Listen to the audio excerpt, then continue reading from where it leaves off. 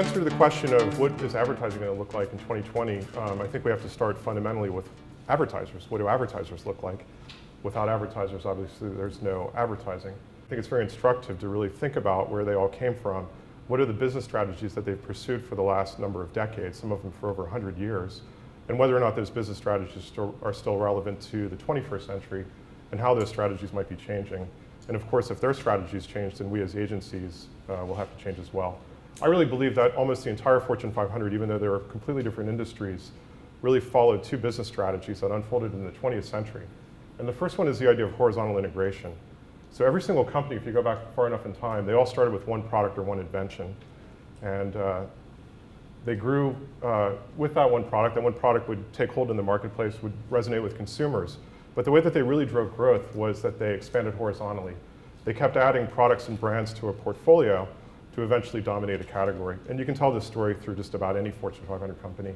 A company like Coke was founded in 1886 with one brand, and the modern version of Coca-Cola has hundreds of brands, thousands of products, and sells billions of units of their product every day.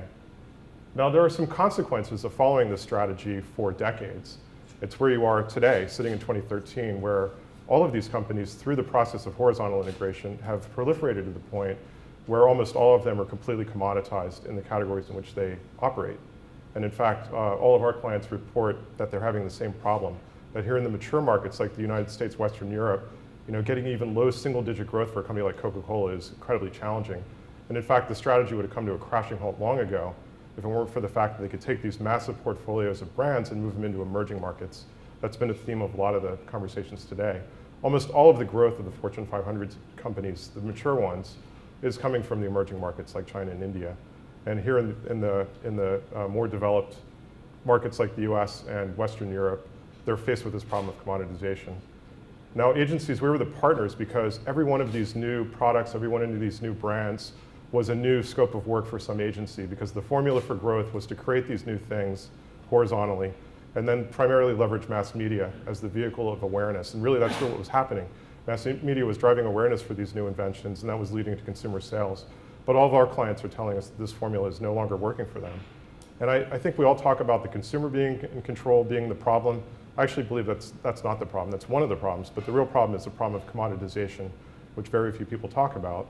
But almost all of them, think about any category that you see advertised, is completely commoditized. We as consumers have just unprecedented amount of choice and opportunity in every one of these categories.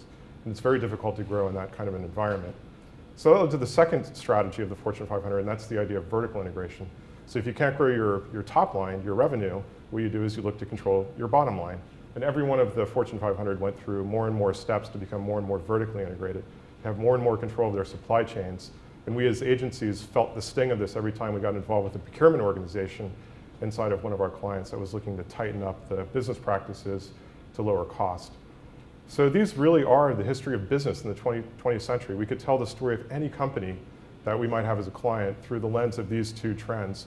The relentless chasing of growth through horizontal integration and the relentless control of cost through vertical integration. And I firmly believe that those two strategies are completely played out. And it's not to say that companies aren't going to continue inventing new products and brands, and they're not going to continue to look for efficiency, but they're no longer going to be the big drivers of growth today. And just as this system of business has really come to a crashing halt, we've seen the emergence of an entirely new class of companies and entirely new growth models that are rooted in a completely different type of strategy. And it really revolves around the idea of value and the creation of what I call an ecosystem of value. And it's a very simple test. If you have a product that you sell to a consumer and you offer a second product to that consumer, the test is simple. If someone owns the thing on the left, will they get more value from you or from their investment of that thing on the left by buying the thing on the right? And if the answer is yes, we're starting to create this connected ecosystem of value. And over time, we might have a whole interconnected model of products and services that are integrated in a way where the same consumers buy everything from this one brand. That's very different from the horizontal approach, which became more and more segmented, more and more chasing after different customer segments and not worrying about whether the same customers were buying more from us. So if you're in a commoditized market, the only way to grow is to get the same people to buy more stuff from you. What does this business model look like? Well, for one thing, I came up with a term to describe it. I call it functional integration. There's actually a functional connection between all the different things, the nodes that make up that ecosystem. And the connection, as it turns out, is going to be digital technologies. We'll see just in just a second. But this is the model of Apple. You don't have to go back very far in history. Apple was horizontally integrated in the PC space. They were completely commoditized. They were on the verge of going out of business. And the ecosystem that they've bought, it's the connection between hardware products that they've developed over time, all the software services like iTunes that connect these things together, so that we as consumers get greater and greater value by buying more and more things from Apple. And in fact, many of us in the room own every single piece of this ecosystem. And we've never seen a business model like this in history. There's no other company that we could point to where the same consumer literally owns just about every single piece of the ecosystem. This is also the model of companies like Google. It's not quite as eloquent or elegant as Apple's. And we could talk about Amazon having a similar strategy. And it's not just technology companies. As you start to probe into what's going on with all marketers, is that they're doing the thing that in the 21st century that was not possible in the 20th century, which is the creation of digital services. The idea that you can build a service that consumers will adopt at scale.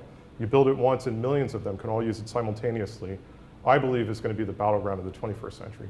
Just as in the way that horizontal integration was the key to success in the 20th century, and the great companies that were able to do that well, like the P&Gs of the world and the General Motors of the world, were the ones that dominated the 20th century. The companies that are going to dominate the 21st century are the ones that are functionally integrated, that have this connection, get the same consumers to buy more stuff from them. Now, we've worked with Nike. It's our oldest client. It's our biggest client. We've worked with them since 2001. And when we first started working with them back then, they were completely horizontally integrated. They were the largest maker of athletic shoes and apparel in the world, tremendous market share in many of their categories, but they were completely commoditized. And in particular, some of their core categories, like running shoes, they were actually suffering from market share decline. From that problem that I talked about earlier, there's just way too much choice for consumers for any one brand to really dominate the market. And our history with Nike over the last 11, 12 years has been the creation of a connected ecosystem. Rashad showed the fuel band in his presentation. I see he's wearing one as well. Nike as a company took this huge turn starting in 2006, and they started inventing digital technology services that consumers could adopt and that integrate back to their core product offerings. And we're seeing this as a driving business strategy that has taken Nike to all-time new highs in terms of its stock price, its valuation in the marketplace. There's no ad campaign that's going to do this for them. There's no new model of running shoe that Nike could make that would drive the same growth. It's coming from this new kind of innovation. And so that goes to the second question. What kinds of agencies or what kinds of partners would help in this regard?